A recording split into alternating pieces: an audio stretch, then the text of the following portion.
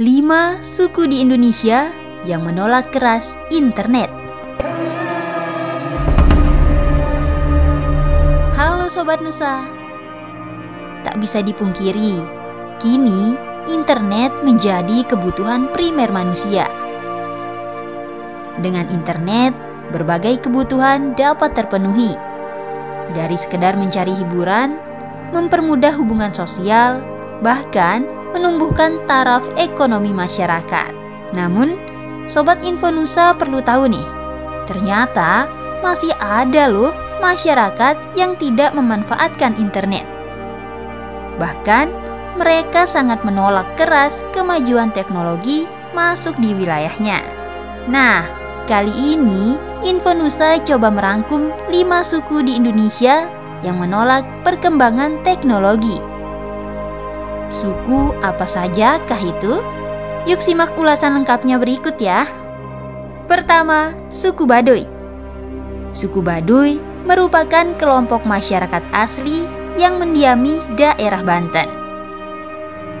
Suku Baduy cukup dikenal sebagai komunitas masyarakat yang masih mempertahankan adat leluhur hingga saat ini. Suku Baduy terdiri dari 2 kelompok, yakni suku Baduy luar dan dalam. Masyarakat suku Baduy luar masih memperbolehkan menggunakan teknologi kekinian. Namun, jika Sobat Nusa hendak ke Baduy dalam, mereka akan meminta kalian untuk tidak membawa alat-alat terkini seperti kamera dan handphone. Masyarakat Baduy lebih memilih hidup mandiri dengan bermata pencaharian yang bersumber dari alam. Meski terisolir, masyarakat Baduy hidup dengan penuh kerukunan dan tolong-menolong. Kedua, suku Samin. Suku Samin merupakan suku pedalaman di Indonesia yang terasing dan terancam kepunahannya. Suku Samin tersebar di daerah Blora, Pati, dan sebagian wilayah Bojonegoro. Mereka lebih memilih hidup mandiri, bersahabat dengan alam, tanpa mengeksploitasi secara berlebihan, dan menolak penuh aturan pemerintah. Penolakan terhadap pemerintah pada suku ini bermula dari sikap pendahulunya Samin Surosinteko yang menentang keras sikap kapitalisme dan materialisme pemerintah Belanda. Ketiga, suku Anak Dalam. Di Pulau Sumatera, tempatnya di Provinsi Jambi, terdapat suku Anak Dalam atau yang juga dikenal dengan nama suku Kubu. Suku ini pun masih hidup nomaden atau berpindah-pindah. Bahkan, sistem kepercayaan yang mereka anut pun masih sangat kuno.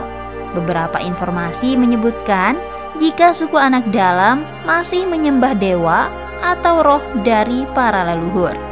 Sayangnya, suku ini terancam punah karena adanya pembangunan industri di hutan-hutan Sumatera.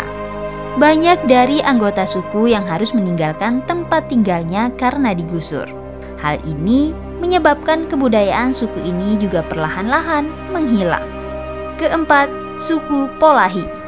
Kelompok etnis yang mendiami hutan Boliohato di Gorontalo ini menjadi salah satu suku di Indonesia yang menolak modernisasi. Mereka hidup secara nomaden dan mereka sama sekali belum bersentuhan dengan dunia luar. Berdasarkan catatan dari berbagai sumber, suku Polahi ini bahkan sama sekali tidak mengenal kepercayaan atau konsep ketuhanan.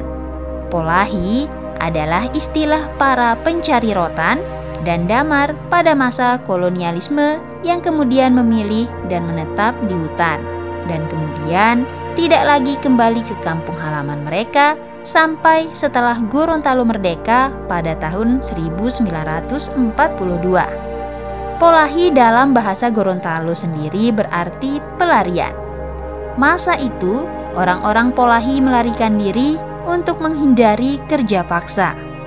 Di komunitas Polahi tidak terjadi interaksi antar kelompok, melainkan hanya antar anggota keluarga dalam satu keturunan. Kelompok-kelompok ini bila sering bertemu bisa menimbulkan perkelahian. Kelima, suku Kombai. Suku Kombai merupakan salah satu suku yang masyarakatnya hidup di hutan pedalaman Papua. Suku ini begitu terjaga karena kondisi alam dan tradisi yang dibawanya. Mereka punya keistimewaan soal rumahnya.